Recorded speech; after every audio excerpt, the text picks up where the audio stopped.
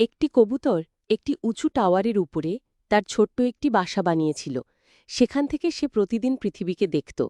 নিচে ছুটে চলা ট্রেন, উপরে উড়ে চলা বিমান আর দিগন্তজোড়া মুক্ত আকাশ। একদিন সে খাবার খুঁজতে নিচে নামে। রোদে দাঁড়িয়ে যখন দানা কুড়োচ্ছিল, তখন হঠাৎ তার পেটে ব্যথা শুরু হয় এবং সে অজ্ঞান হয়ে পড়ে যায়। জ্ঞান ফিরলে দেখে সে ডিম দিয়েছে। ভয়ে উদ্বেগে সে তাড়াতাড়ি উড়ে যায় নিজের টাওয়ারের বাসার দিকে।